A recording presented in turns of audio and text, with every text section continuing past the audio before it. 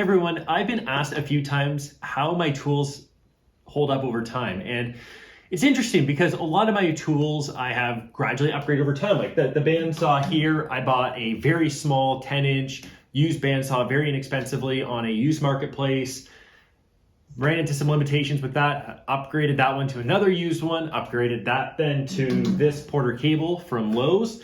So the majority of my tools have kind of gradually been upgraded over the years, but one set that I've had actually since we moved to this house as first-time homeowners has been my DEWALT 5-tool combo kit, and it's held up really well. And I was thinking about it because we just celebrated our 6th anniversary being in this house, and this kit has held up extremely well. I'm starting to run into a few issues, and there's been one change that I made to this kit, but yeah, let's take a look at what it came with, and I'll also show you a little bit of how much it cost and how much it currently costs. So it's a little surprising how much tools have increased in price over the last 6 years. So let's get a little closer and I'll show you each of these tools. So this is by no means going to be a review of all these tools. I just want to walk you through each of them and kind of explain my general use case with them. And let's start with the batteries. And we have two 3-amp-hour batteries. So these are 6-year-old batteries. They still hold a decent charge. If I leave these out in the cold for a few months, they'll still be fully charged. But when I am using them, I do find that they drain a little quickly. And I'm lucky that with a few other kits that I bought, I have a couple of these 5-amp-hour batteries, which are, funny enough, the exact same physical size as these older 3-amp batteries. So these are awesome, these extended runtime XR batteries. And these little 1.3 amp hour batteries are very light and are often very sufficient for use with the driver and the light and other tools. I also, from my track saw, have one of these big guys, this 6-amp-hour 60-volt flex volt battery. So moving away from the batteries, we have the charger, and this is the DCB 101. As you can see, it's pretty dirty. This is generally the one that I throw in the bin when I'm going to somebody's house to help them out. And in the shop and downstairs, I have a couple of these, the DCB 118s, and these came free. And I think a couple of times I bought 2 or 3 bare tools, and it came with one of these chargers and a couple of 5-amp-hour batteries as kind of a bonus gift. So charges a little faster, keeps the batteries cooler, and yeah, just a great one to have around the shop. But having this guy in my mobile bin is something that I'm very thankful to have.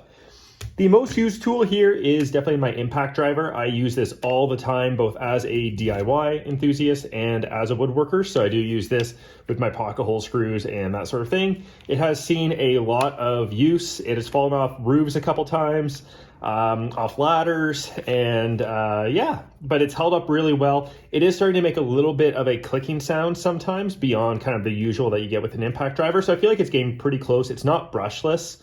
So I don't know if I just need to replace the brushes on this or if I just need to look at replacing. Again, 6 years of heavy use out of this is pretty good. Not construction site use as far as heavy use, but heavy DIY use.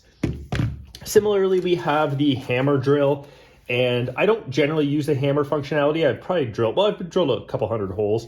And now with the Festool nozzle end where I can get dust-free holes, definitely liking this a little more. It holds up pretty well. The clutch and everything still works. So again, we've got drill, driver, and hammer. Yeah, no issues with this. Again, this is a brush tool. It's not the XR, it's just the standard 20-volt max. The handle is usually not on here. I just put it on there for show. But yeah, this has held up really well. I really have no need to replace this, hopefully anytime soon. Next up, we have this little battery, or this little light, and this is the DCL040. And just before I move on we have the DCD 985. So that's the model of that hammer drill. So yes, we have DCL040. This little work light is awesome. So you can attach it to any sort of battery. It works really well. It can be positioned in a number of ways. It can be hung very easily. And they're not that cheap as a bare tool. Like you feel this, and it's so light. But yeah, it's gotten a lot of use. I'm really thankful that it came with this kit. Again, this 5-piece combo kit, 5-tool combo kit. Next up, we have the reciprocating saw, and you'll see a lot of dirt all over my table right now. And that's because this has kind of been relegated to root duty. It's the DCS380 variable speed reciprocating saw. And this has been a bit of a kind of neutral tool for me. It's a little underpowered. I've taken apart a lot of things, including an entire hot tub with this.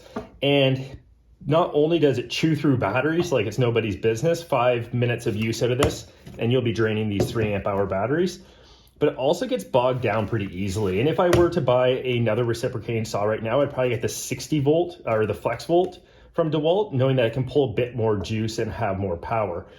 But as you can see, this guy right now, it's used to kind of digging holes around trees or other plants that I'm trying to get out, and then I use a pruning blade to cut through those. So yeah, it's been a fine reciprocating saw, I suppose, for my use case, but if I need a more heavier duty one for a couple of jobs when they come up, I will definitely be getting the 60 volt or the flex volt. What you don't see here is the circular saw that came with this kit. And I think it was the DCS391 that came with this kit. And it's a 6.5 inch circular saw. So not the usual 7 1/4. So it didn't quite have the cutting depth. I did run into a little bit of issue when it came to the battery nature of it, also with the 20 volt.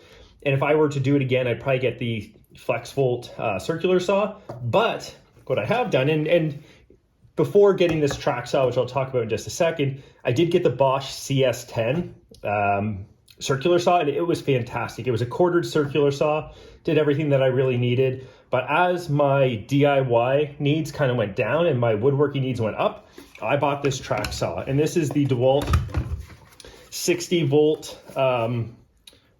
brushless track saw.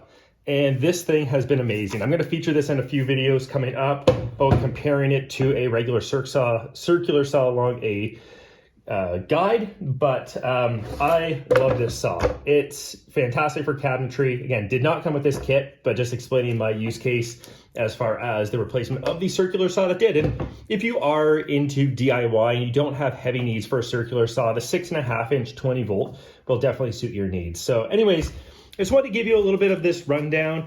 The next part of the video, I'm going to show you the price of this on Amazon when I bought it 6 years ago and compare it to the price now. Sorry for that abrupt transition there. So overall, I'm very happy with this kit, and I have some prices up in front of me. So I had originally paid $549 Canadian for this kit, and it looks like that price has held up to be reasonably well over time. And I have some prices up in front of me right now, and so the current price on Amazon Canada is $819. On Amazon.com, so in the US, it is $629.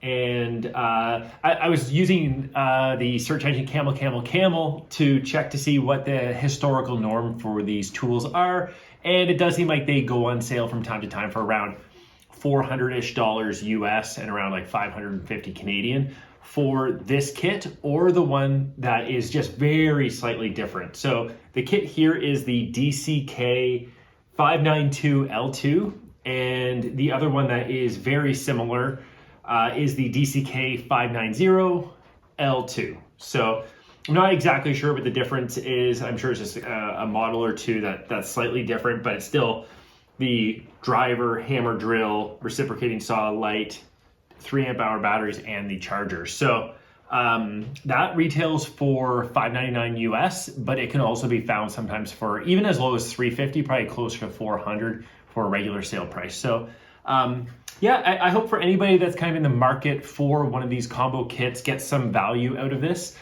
If I were to do it again, I'd probably get something very similar. And so I definitely recommend that you check out the DEWALT 20 volt cordless combo kits. Also check out the likes from Milwaukee, Makita, Rigid, Ryobi, a number of those other brands. Definitely check them all out and make the best decision for you. For me, the DEWALT cordless system really fits what I need very well. I love my 20 volt cordless sander as well as my 20 volt cordless router. So don't just buy it for this kit, but buy based on the battery platform that you want to have for other tools. So thanks for watching, and I'll have some more tool videos for you soon.